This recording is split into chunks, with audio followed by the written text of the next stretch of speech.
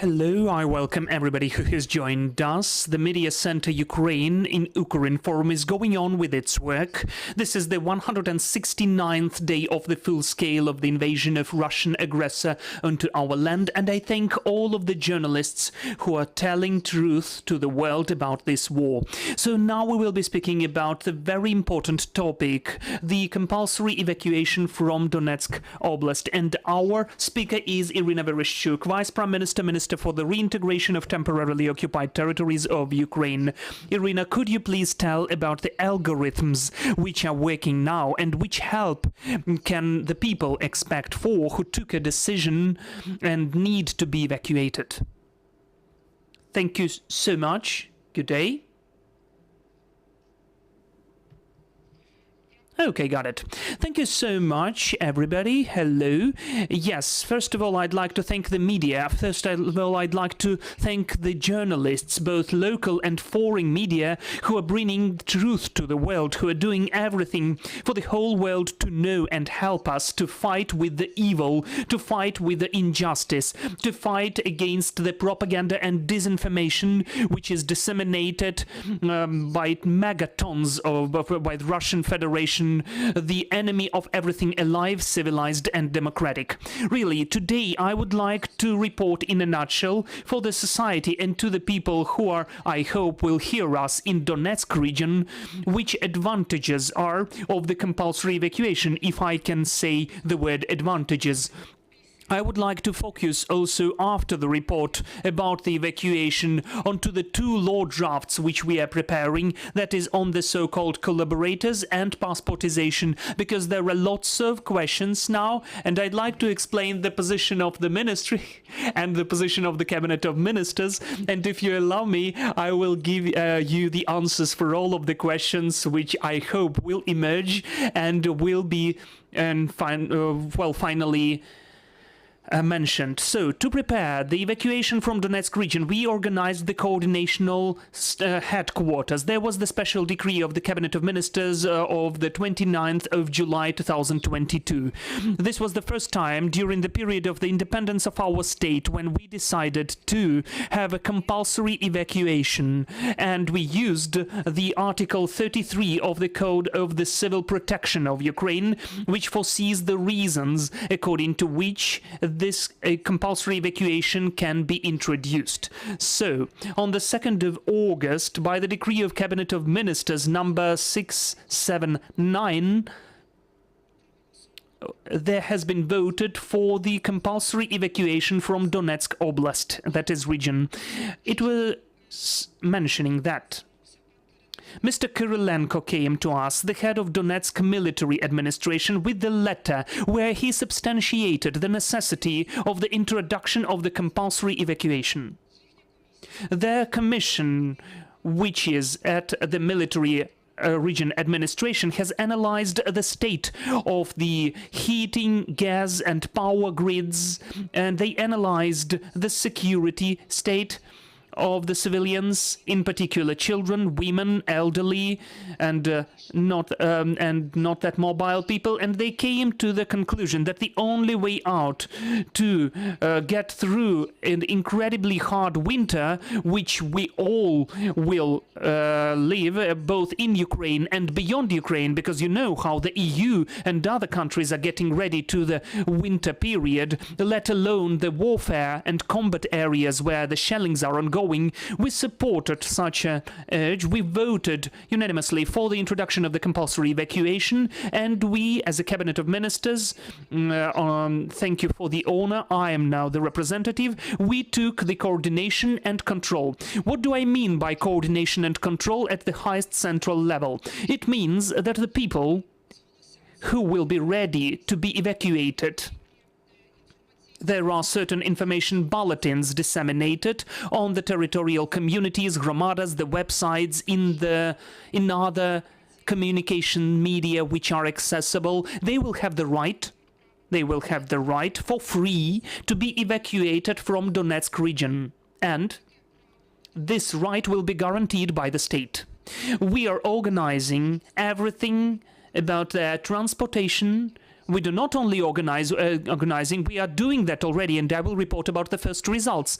Transportation, all the logistical points. If there's people who have some restrictions, we need to take the people from their homes and help them to be transformed to the train, for instance, which is now having its... And also we are promising the payments instantly. When the person or the family with many children is coming, depending on their needs and vulnerability of those families, I mean diseases, or maybe they have many children, or many other signs of vulnerabilities, we take them under control and we are helping them with the documents, the papers, the certificates of the IDPs, the payment of 2,000 for the grown-up, 3,000 for a child, and 3,000 for the person with disabilities.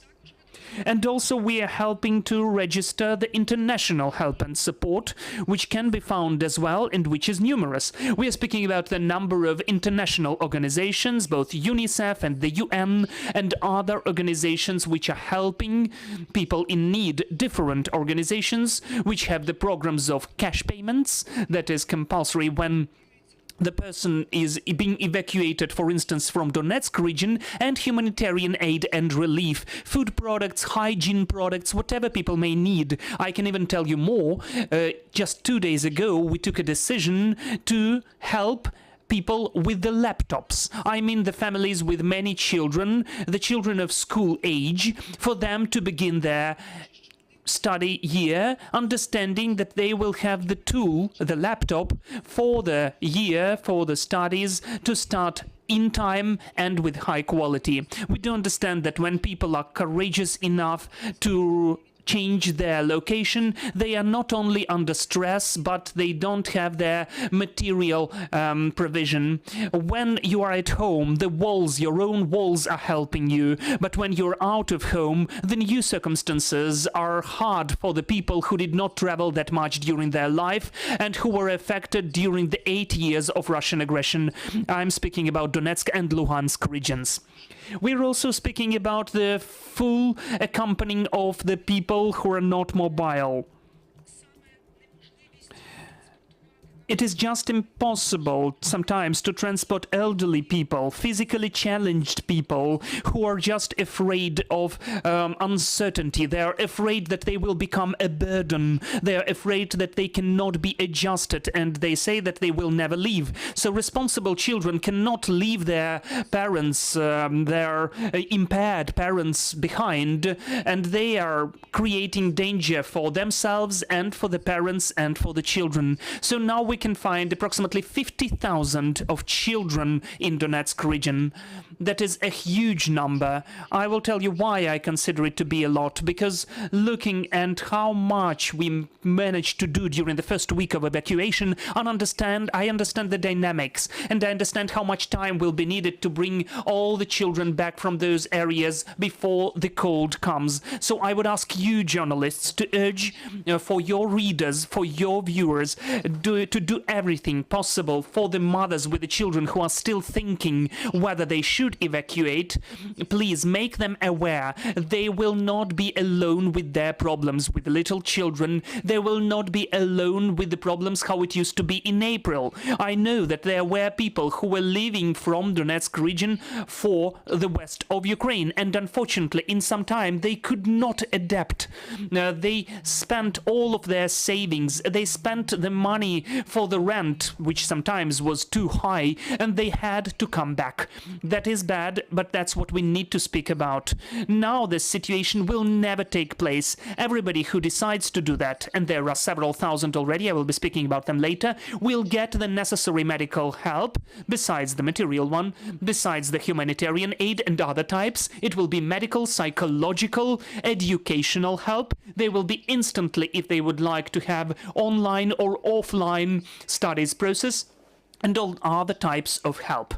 So I would like to report how many people were already evacuated during the days since the 1st of August till the 11th of August of 2022, which have to be compulsorily evacuated according to the legislation. During the compulsory evacuation of the population of Donetsk region to the safe regions of the predefined regions, we have evacuated 3,908 people as of today.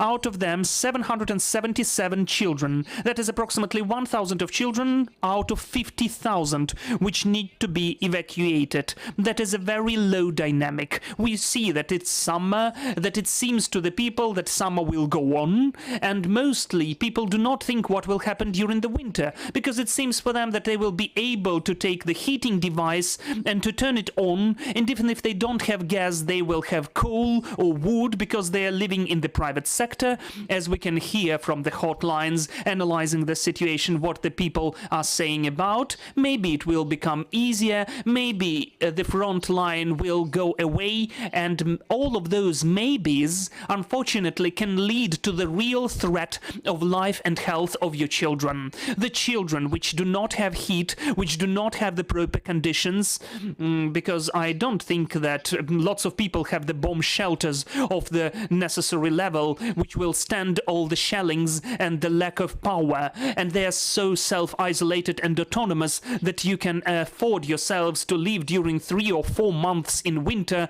without dependence on power or heating. So today we are waiting for the informational explanatory work. The state staff is ready. The local authorities are doing their work. We have created the common chat where we have the state emergency service, the ministries of all of the people involved in the process, both education and healthcare and social protection, both of the local level and the central level, all of them who are just needed there. We are working 24/7 and we know what is happening there. Now we just need to let people know and to explain them the following. And I would like them to hear us. Donetsk region, please hear us.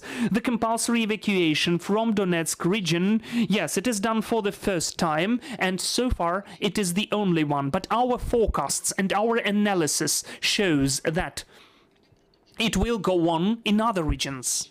We can see now the situation which is deteriorating, and when the autumn-winter heating period starts, it will definitely deteriorate.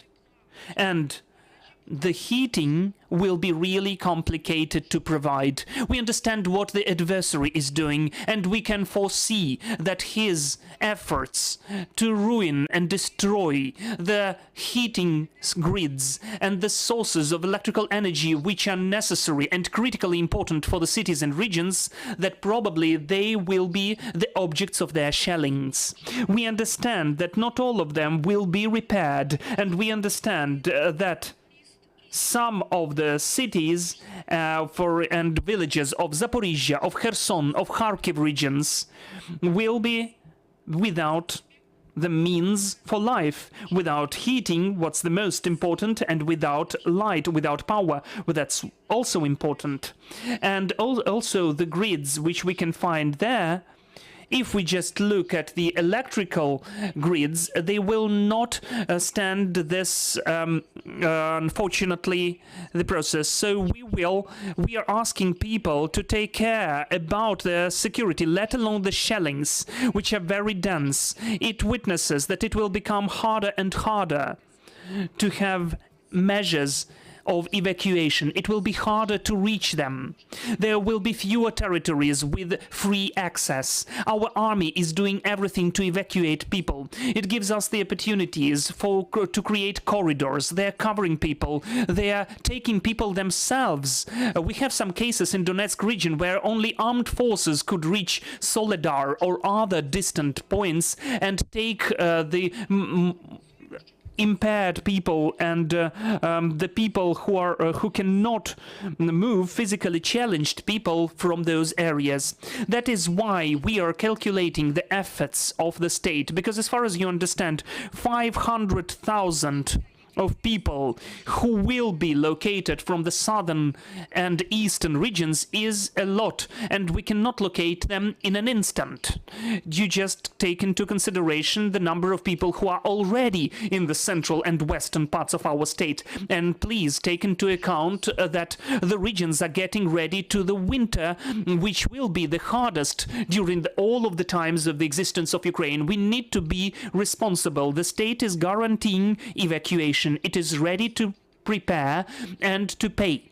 We, as the Ministry of Reintegration, and I personally, as a Vice Prime Minister, have an opportunity of institutional response and also decrees for the military administration. Those are the tools which we are using for the people who decided to evacuate. But now this decision has to be taken in advance. It has to be taken beforehand. We shouldn't wait for winter and then to go to the railway station saying, please take us away. We know that unfortunately what was happening in March and April, we don't want to have the same mistake. As the representative society, we would like to be working. We don't want to let the enemy to use the cold and the apathy or depression, which will definitely take place, and we are awaiting for that as well. When the people are ready to stand through the shellings, not to leave. This is not the right thing to do. That's why I am here. First, I'm speaking to Donetsk region and all the rest regions as well. In a nutshell, I'd like to report how many citizens just in these 10 days of August left the temporarily occupied territories, and I thank Kherson region for that. You know, I instantly and often appealed for Zaporizhia and Kherson regions, because I know that the part of Zaporizhia region which is temporarily occupied now, we are saying that the occupier is trying to use the people who can be found on those territories as the live shield, knowing that we will liberate those territories. They take the women and the children and use them as live shield, and they will go on doing that if we ourselves don't take the decision that you cannot become a live shield, and the security of our children is the case for all of the state. It's not only the private case for the mother or the father where the child should stay. So if we are speaking about Kherson region, this is only just during the last 10 days, almost 5,000 persons, mostly women with children, and I thank them for that. It's very hard to leave. There are lots of checkpoints there. It's always a huge risk. But everybody who was courageous enough, I thank volunteers a lot. Not those who try to earn money, not those so-called businessmen who are trying to get payment for each place in the vehicle. We will definitely look at that. You know, we promised that we will not let the people in Donetsk region alone who have to pay up to 10,000 hryvnia for the place which was already paid for by the international organization and the state. It was already organized for free. There are some people and there are some inhumans, but in the majority of cases, people left the territories, and I thank them for that, for the feedback that they call us and they tell us, we came back, please help us, we have 3 children, and instantly we are helping the people. Please call 1548, the hotline 1548. Explain the situation, the problems which are emerging, and the problems will be emerging. We will definitely not let you be alone, and will do everything possible. And also 5,123 persons were evacuated from Zaporizhia region, that is Berdyansk, Melitopol, Energodar. Those territories are really affected by the occupiers, and I thank the people who were able to be saved, who saved their children and their relatives. From Kharkiv region we had 1,671 persons. So from the temporarily occupied territories, as of today, since the beginning of August, 12,054 persons left. 3,517 children among them who were saved as well. I urge you, please be responsible, be decisive and very firm in your intentions to save yourselves and to save your relatives.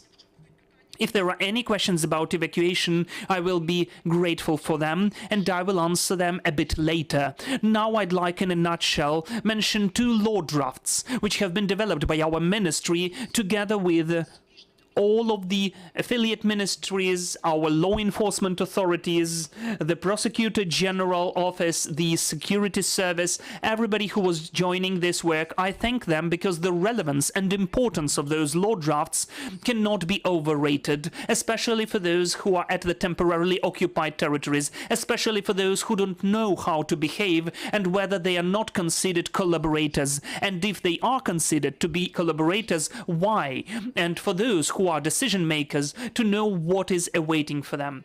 So I'm now speaking about the 2 law drafts. The first one is the amendments to the Criminal Code of Ukraine, and the second is the amendments to the law in Ukraine on the provision of rights and freedoms of the citizens and the legal status of the temporarily occupied territories. We are speaking about the so-called law on collaborators. On the 3rd of March 2022, the Criminal Code of Ukraine had a new article, 111.1, according to which the collaborators' work is criminalized. Part 4 of this article foresees the criminal responsibility for the transferring of material resources to the illegal militarized formations created at the temporarily occupied territories, or the armed or militarized formations of the aggressor state, or the economic activity in the cooperation with the aggressor state. If I can speak in simple words, it means that almost all of the activities which is conducted at the temporarily occupied territories, according to this article 111.1 of the Criminal Code, is the sign of the collaborate activity. Those who provide medical services, educational services, communication services, and patient payment can also be considered by this article. Of course, it cannot be like that, because we understand what is happening at the temporarily occupied territories, what's the resistance there, how many people don't want to obey to those authorities, and how they were suffering of that. And unfortunately, it will go on like this. So that is why we offered to clarify the position of Part 4 of the Article 111.1 of the Criminal Code, marking that only the voluntary economic activity will be punished in the cooperation with the aggressor state and the legal authorities, with the exception of the cases defined by the law. And in the second law draft, which I listed above, those cases were foreseen directly. For instance, that the pension delivery, or the medical services provision, or the communal services, the work of the banks, for instance, are not collaborators' activity. Well, of course, we'll need to work on those articles. We have the committee, and we are awaiting for the debates and discussions. But in any case, we would like the people at the temporarily occupied territories to know that we do not consider them to be perpetrators just because they are there and need to survive. We would like people to know what is awaiting for them in case if they are courageous enough to voluntarily collaborate with the enemy, to work with the authorities, occupational authorities, understanding that in any case they will be taken to liability. No, we would like everything to be very just and clear, because we are the state which is complying with the international humanitarian law, and we know that the human rights exist. We know that people are forced to work there, that the occupier is forcing them to work. That is why we would like to separate, for people to understand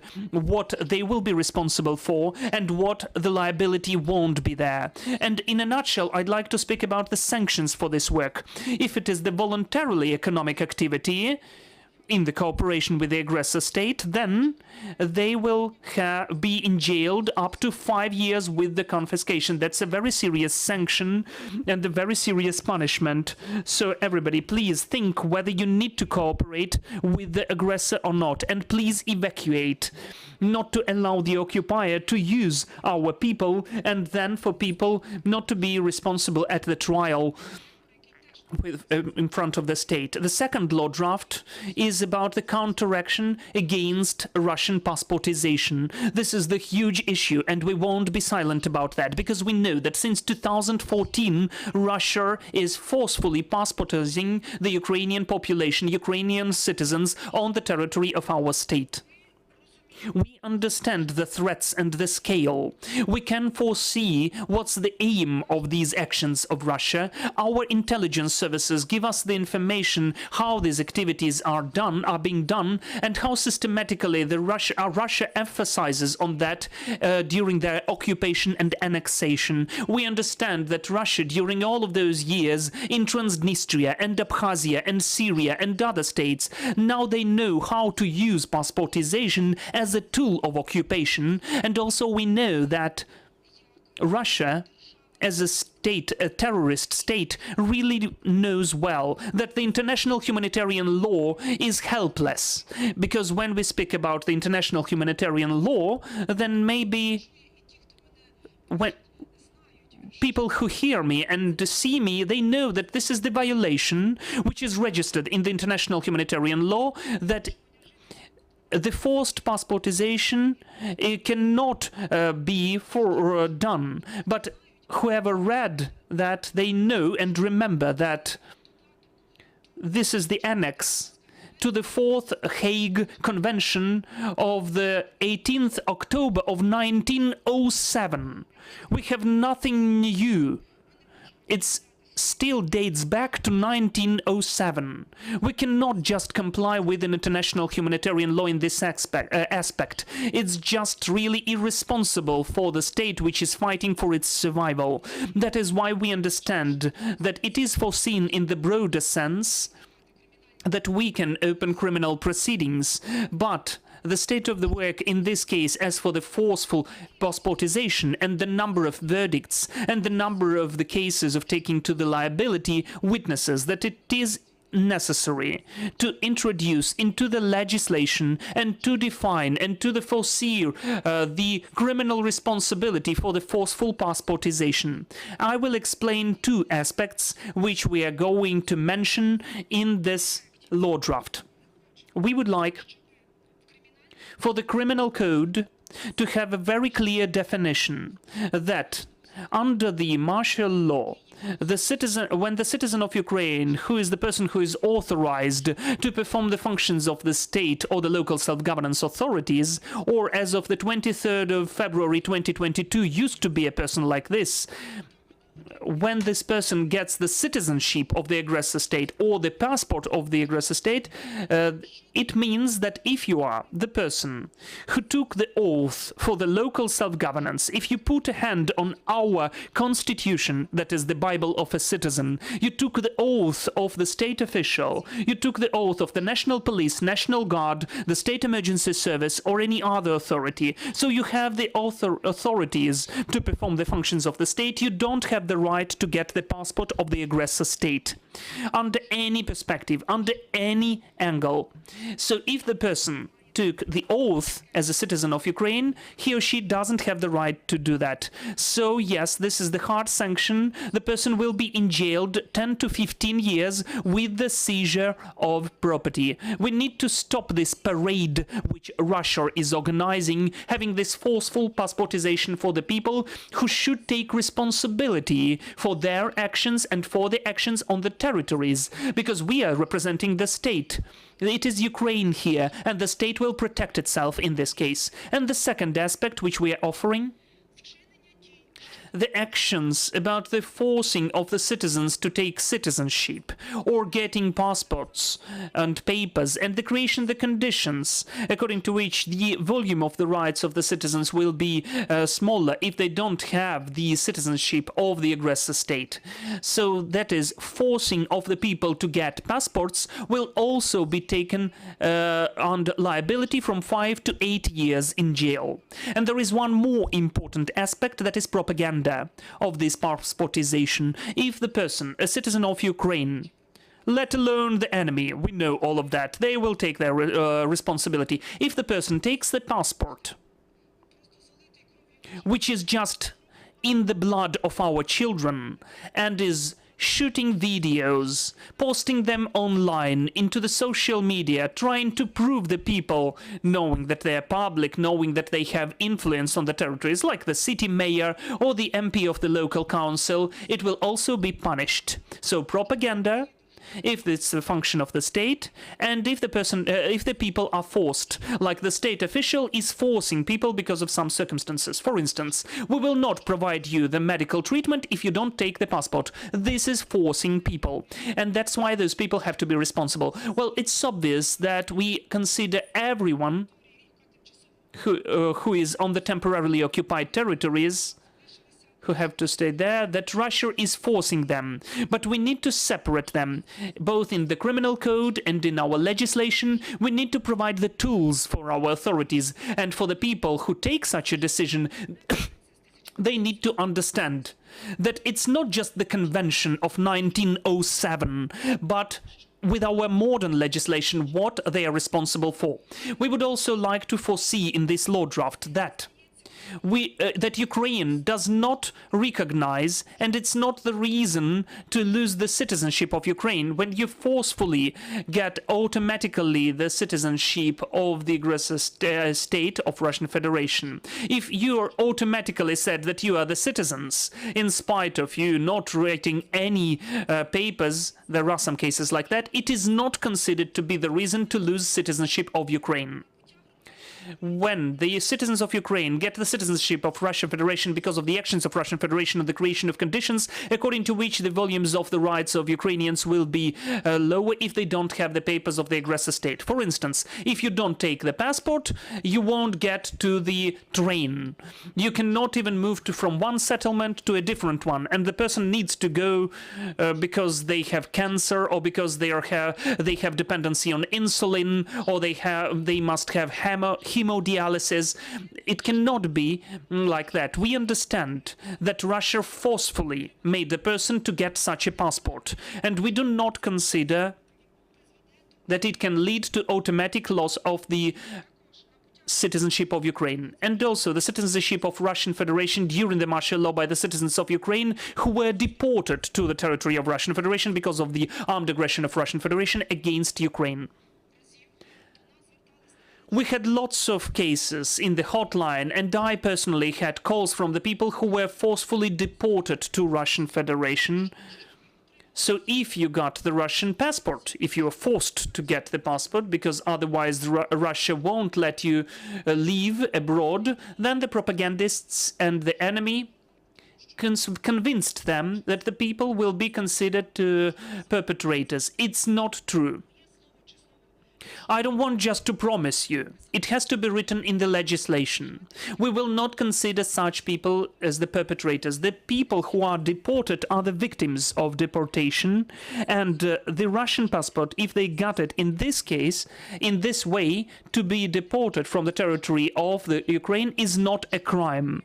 So I ask the MPs and whoever it depends on, please adopt such amendments to the criminal code, explain thoroughly those changes, and I do hope that it will help the people who are awaiting for such amendments, trying to survive, trying to save their health. That's it from me. Please, questions from you. Iryna, coming back to the evacuation. Just a question left. We understand that the person who takes the decision whether to be evacuated or not, one of the first questions is accommodation. Is the state ready to help in this issue for the person who is taking such a decision, and to help for the person to understand that he or she will have accommodation? Thank you. This is what I forgot to speak about, because people are afraid that they won't have a place to stay at. So the compulsory evacuation foresees accommodation of the people, and the state is taking all of the expenses to provide accommodation. People will be living for free. No one will take money from them, and definitely they won't be driven away from those places. if we organized the evacuation train, the people should understand that they will be met at the railway station, they will be brought to the accommodation under good conditions. It won't be just anywhere. I went and saw that on my own, and every time when we meet with the head of the military administration, we are speaking about accommodation. We can have and provide help from the central level. Decree 590 and one more law draft gave us an opportunity to provide repairment and maintenance works, capital repairment,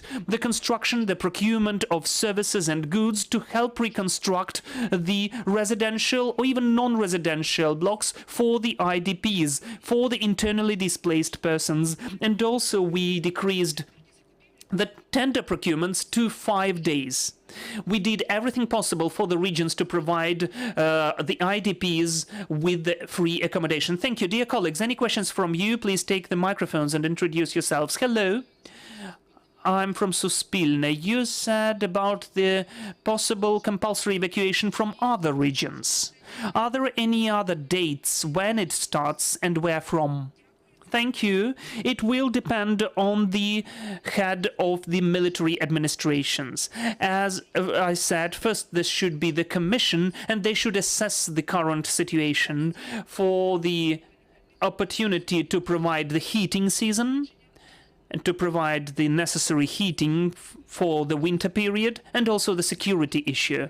Whether the intensity is there. The representatives of the armed forces in these commissions, the state emergency services, the law enforcement, and they need to provide assessment. As soon as we get this written assessment, we will instantly consider it at the Cabinet of Ministers. But again, our forecast that Donetsk region will not be the only one to evacuate.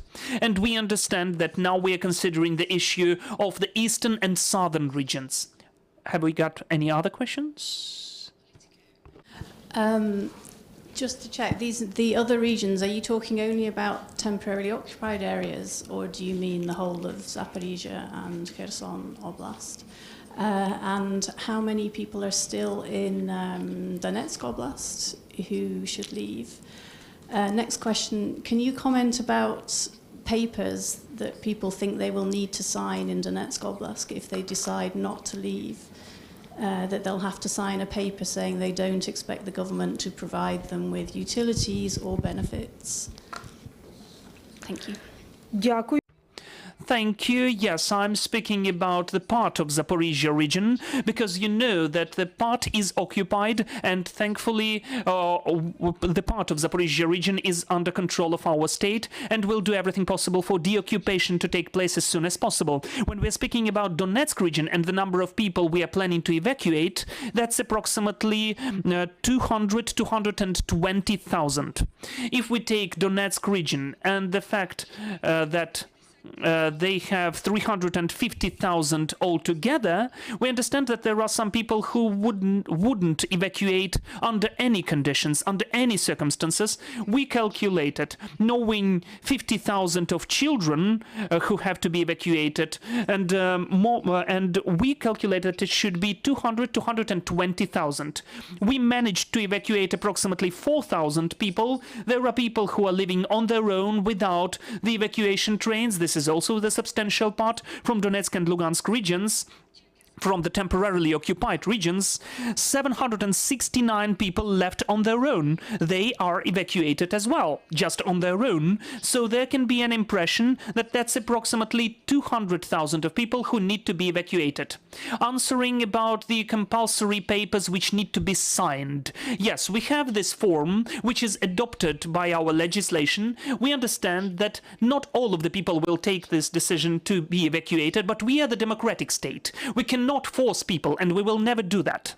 But we will need to have a responsibility between our proposal, our suggestion, and their decision. We are offering for the person in case if the person takes the decision not to leave, not to be evacuated, but we made a person aware. For instance, the commission came with the representative of the state emergency service, the local authority, and they came to the person's home. I am just explaining in the very simple language just to understand how it is happening. So they came to the home of the person, and the person is just decides not to leave, so he or she signs the blank, the form, that he or she is aware what will happen in case of negative consequences. We are speaking about the status children, the orphans, and the children who don't have the parents' custody or who are in the so-called state children. In this case, the state will take care about the very quick evacuation of such children. Thanks to Pavlo Kyrylenko, he's done a titanic piece of work for those people not to be that numerous. We don't have many problems with the status children, but 50,000 of the children who have the parents and custodians who are awaiting for their parents to be responsible enough and to leave beforehand. For such parents, we will definitely have a special paper to be signed. They will have to sign the paper that they are aware about the negative consequences for their child, because the state should protect the children and the interests of the children, and of course we will protect in this case the children as well. But there won't be a single forced action. There won't be any forced seizure. This is our conscious and responsible interaction. The state offers, the citizen chooses. Our responsibility is to suggest, to offer. We need to make anything for the citizen to have such an option, but the responsibility of the citizen is to take this option or not. Thank you. Any other questions? Yulia Kesova, CNN. Could you please tell, is there a percentage of people who are signing this paper or this form who don't want to evacuate? And do you have the indicator, the figure of the people who are coming back already, who are evacuating in March or April and they're out of money, so they're coming back to Donetsk? And one more question about the people who are living in the western regions, in the schools and kindergartens. What will happen with them when the children go back to the studies? Thank you for the relevant questions. Yes. So, we don't have the number of the people who don't want to leave, because we try to convince people and to inform them, to make them aware. We don't want to have... we understand that people need time. People need time to hear the information. Lots of them don't know the information. They don't know that the state provides such the benefits that it provides. So we took such a necessary critical time to explain. In case if we see that the explanations don't lead to any outcomes, then we will ask people to sign the paper, whether they understand or not. We don't have such indicators, but we need to understand that they will have to sign the papers. As for the people who came back, I don't have the precise number, but I know that it is substantial. The percentage of the people who came back home, as for me, is high. And this is again the lack of hours of the central authorities and local self-governance authorities knowing all the system of coordinates and the circumstances of the communities. We needed to work more in April and May for this percentage not to come back, because I know that in Zaporizhia region lots of people are coming back. They are leaving during the shellings to the safer territories and coming back. So it's already unfortunately inappropriate, because people are almost like tourists going to and fro and to the contact line. There won't be any commercial tours there. This is a mess, and this mess is just for the good of the enemy. So we are doing that on a daily basis. The Cabinet of Ministers adopted the decree 1455, which was adopted before the 24th of February, which introduced the position of the commandant and the commandant headquarters at the nodes, at the important settlements. We wrote the letter to Mr. Zaluzhny to appoint the commandant with the full authorities during the combats and during the martial law, and our military need to have those authorities. And this is the right thing. We thank them for the trust of the local population, and we asking them to avoid such conflicts, problematic issues, how to leave and to come back to the temporarily occupied territories. Because if we don't have the regulation of the state, we don't have the rules, then the corruption and chaos can begin, and the lack of order can be there. So we would ask Mr. Zaluzhny, and I'm sure he will do that as soon as possible, to sign such a decree. And in Zaporizhia region, everything will be in order. Also, you asked me about the accommodation in the western regions, about the schools. Yes, the schools. 57,000 of residents of the internally displaced persons are living in the hostels of the higher educational institutions. It's not critical. It's just 0.4% of the overall number of schools and educational institutions.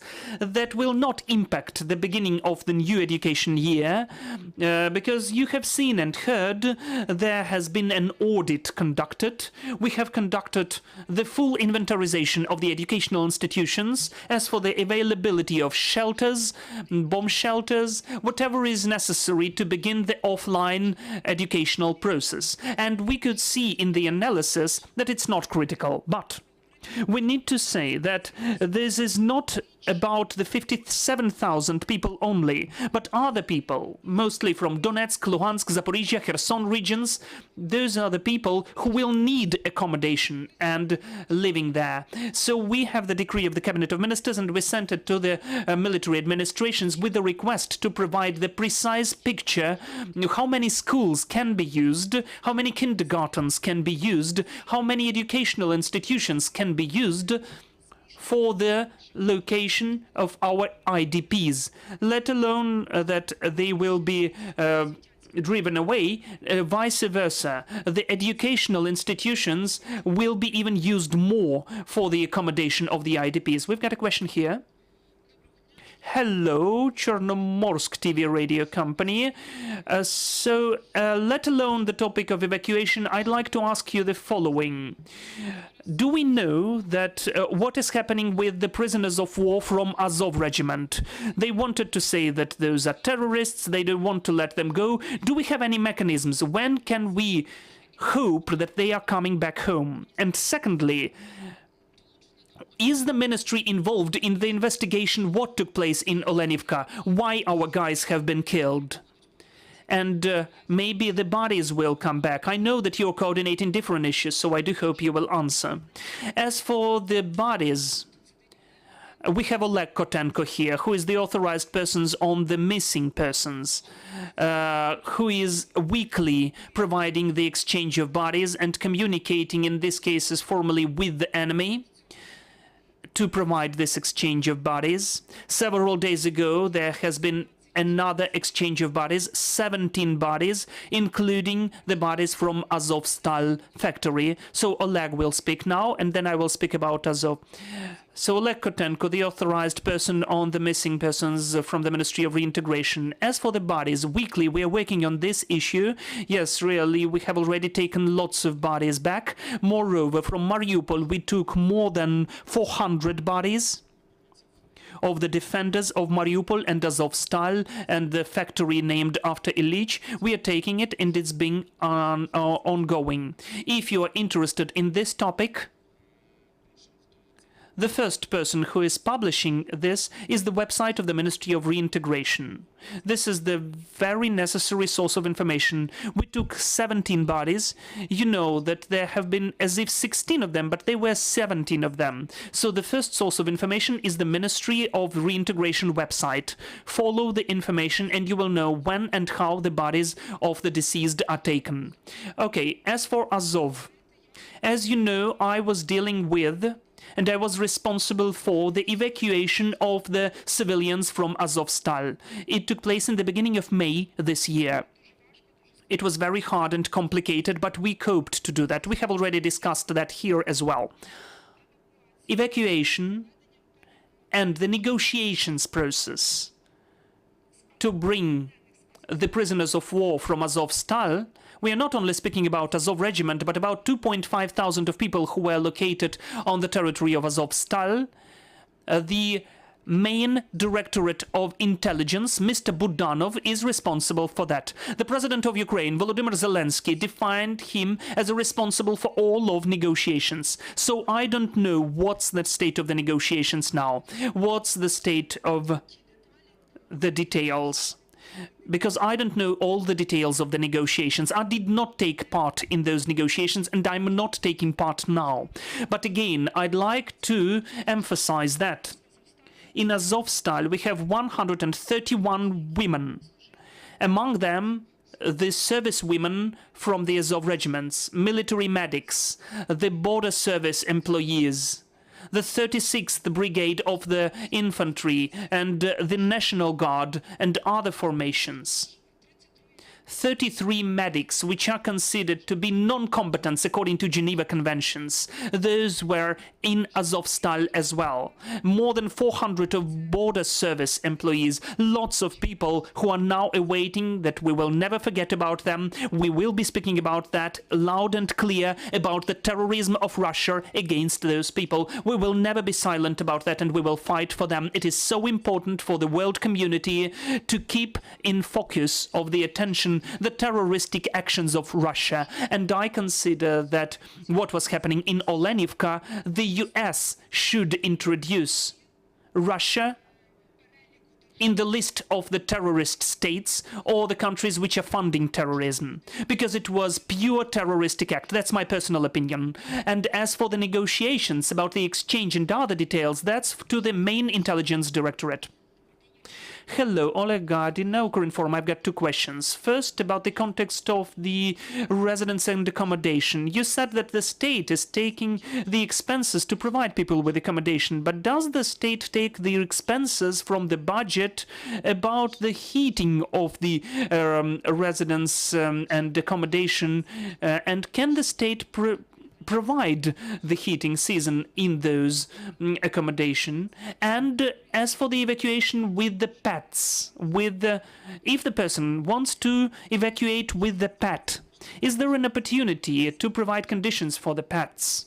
Yes, I'm dealing with that because I know that sometimes the person does not take the decision to evacuate just because they don't know where the pet will get to and cannot afford, because of the big heart, because they get attached, because of just humane feelings and emotions, to leave the pet at the temporarily occupied territory. That's why we decided to allow the evacuation with your pet.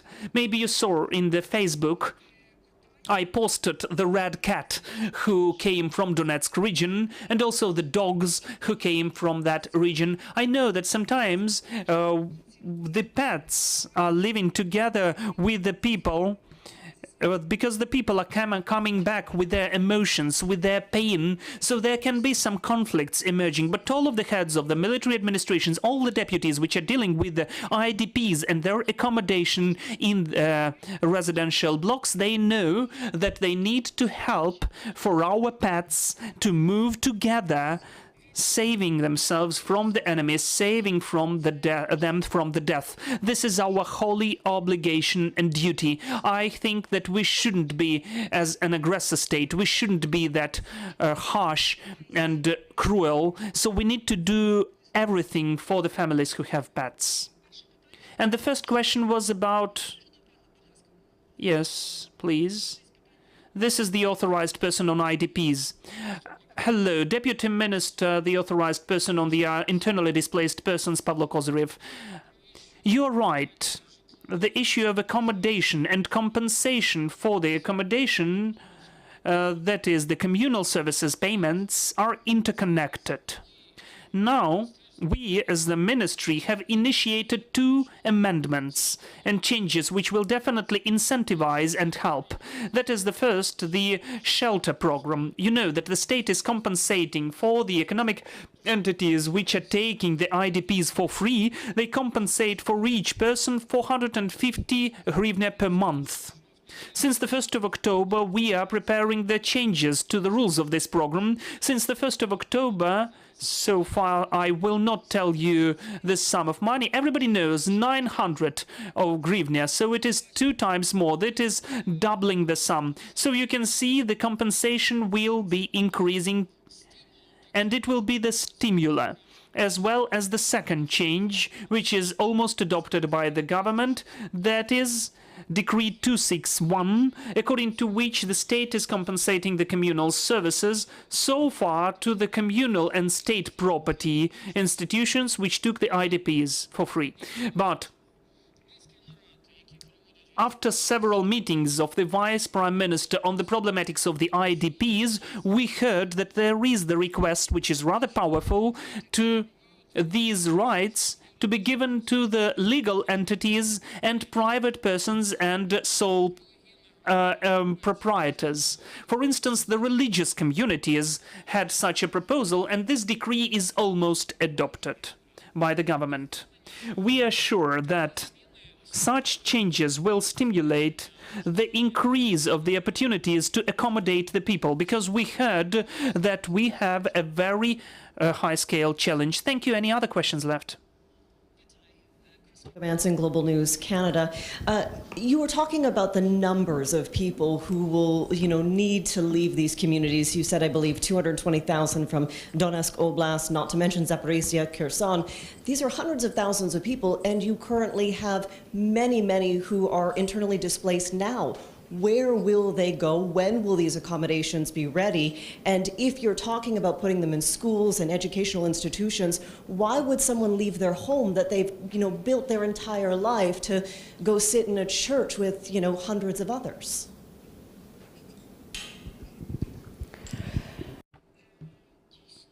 Yes, you're right. We are speaking about hundreds of thousands of people. So why should people leave their homes? Because they don't have homes. Russia took their homes.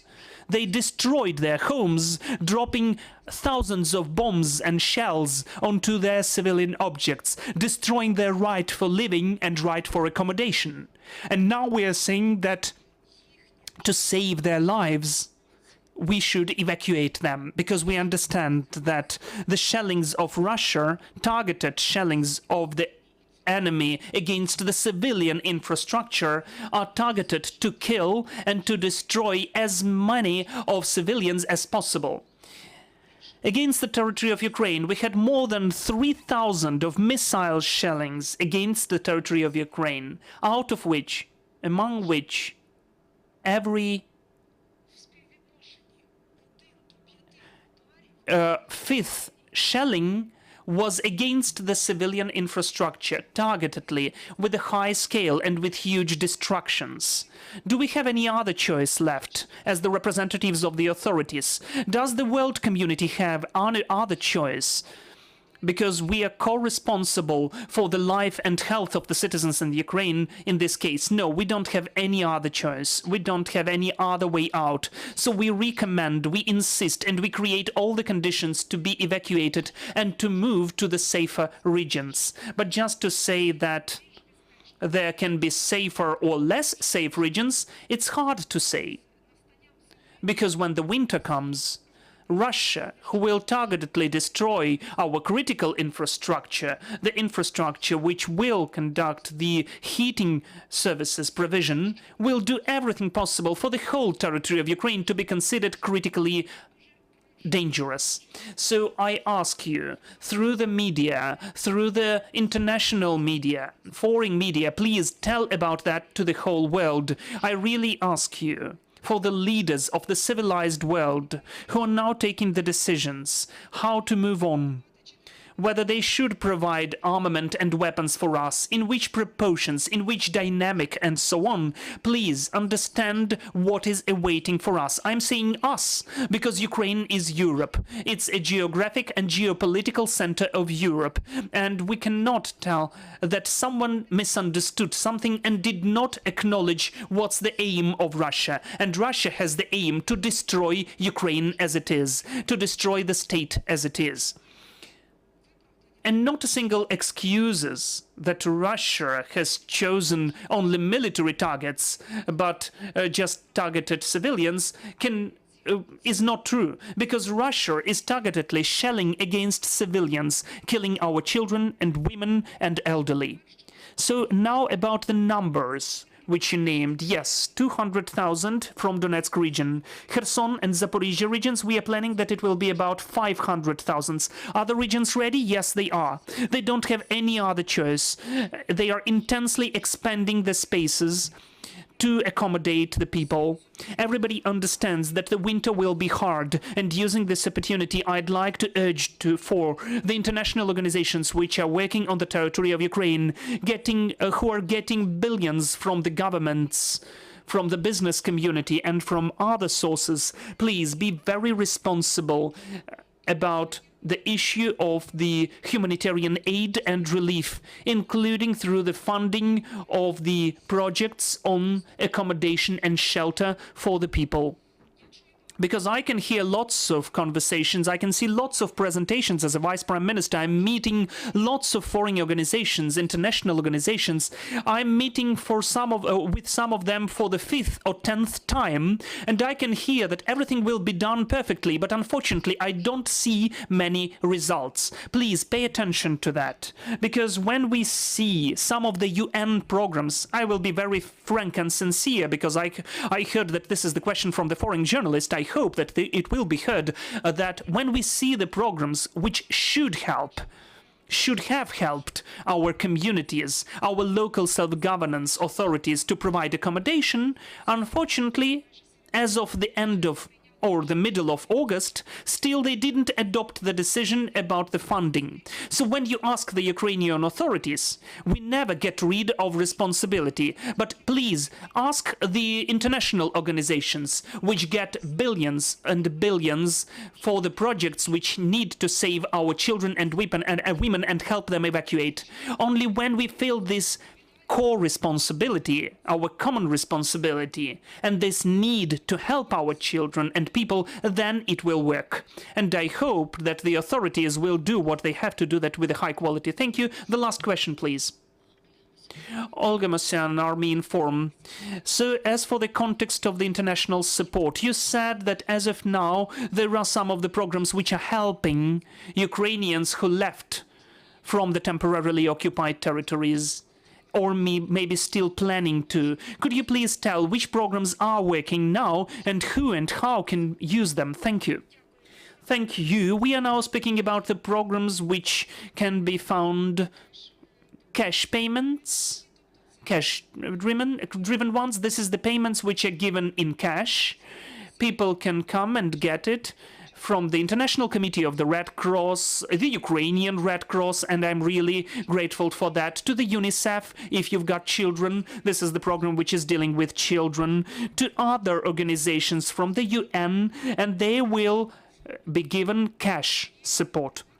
Also, there are some programs which are helping with food products, hygiene products, and this is I'm appealing for the international organizations to procure such services and goods from Ukrainian producers. We would like not just to bring sugar or flour, which we already produce here in Ukraine. We shouldn't bring it from abroad, because in this way we are helping internal IDPs to get jobs and to get a chance to live through the winter, to survive. And also I'd like to get to the international organizations which are focusing on the services and goods and works on the organizations of accommodation. Those are repairment works, the reconstruction, which they have money for.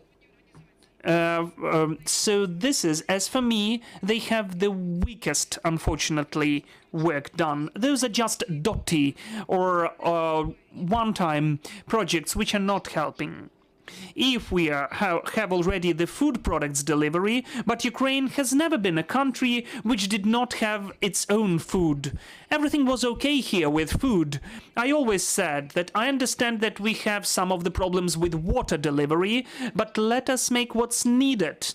and what the government asks you to do. Sometimes it happens that the international community is thinking that it knows better, and they know everything, and they take the decision separately from us, and then it turns out that we have chaotic result. We do not understand each other. Because the war in Ukraine differs from the conflicts in other corners of the world, because we have authorities here, we have the central government, and we take the decisions. The decisions are taken in the responsible way, taking into account all the aspects and the scale of the issues which are awaiting for us, the understanding and so on.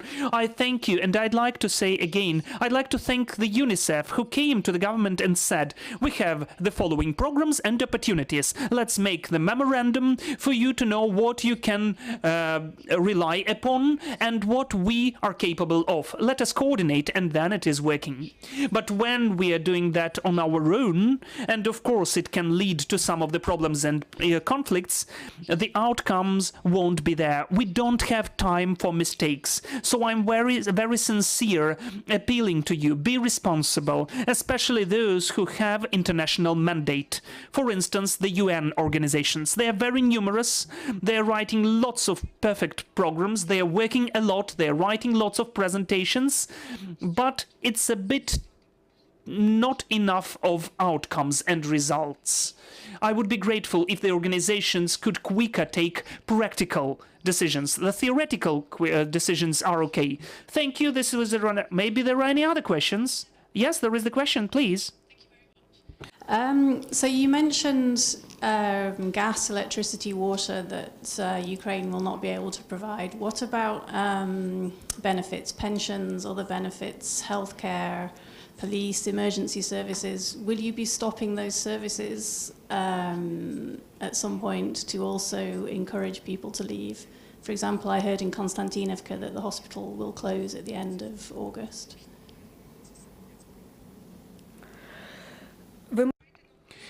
Well, you mean the temporarily occupied territories, or you mean the territory of Donetsk region, which is under control? Under Ukrainian control. Але знаходяться на межі і під постійним Звичайно, що Well, of course, the decisions will be taken according to the security factors, which will be of top priority. Even Konstantinivka, there is the threat for life and health of medical employees. Of course, we need to take the decision, and it won't be one-time decision. Let's not be afraid. Let's not hide from hard decisions, because it's hard for everyone, and the truth will help us only. As for the payments and pensions and remuneration, so far the liquidity of the budget allows us to say that all of the payments are timely and sufficient. We do not have the debts and the delays in the payments in the budget sphere and the payments for the pensioners. Of course, it will depend on how quickly and how of quality will provide the international help and support. Maybe you saw how much damage was taken by the business community, the industry of Ukraine. This aggression of Russia against the whole world. Because if you think that this damage is against Ukraine, you are mistaken. Those are the problems of the whole world, including the EU, including different countries which are not even on the European continent. So I think that it's better for us now to do everything possible to stop the enemy, to get the weapons which will give us the opportunity till winter to finalize the hot combats, the active combat and warfare, and to think how to restore, not to introduce the conflict for years, which will exhaust Europe, which will exhaust Ukraine, of course, because we are suffering as much as Europe does, all the economic and energy griefs. But just Europe is thinking how to restrict the level of the temperature in the accommodation for 2 degrees. And we are doing the same, but with blood and health and lives of our children. Dear colleagues, thank you so much. I think that you had an opportunity to ask all the questions. I thank you, Iryna. We had the Vice Prime Minister, Minister for the Reintegration of Temporarily Occupied Territories, Iryna Vereshchuk. At 2:30 p.m., we'll have the briefing of the Security and Defense sector. We'll be joined by the Ministry of Defense, the General Staff, the National Guard, and the State Border Service. Please stay with us.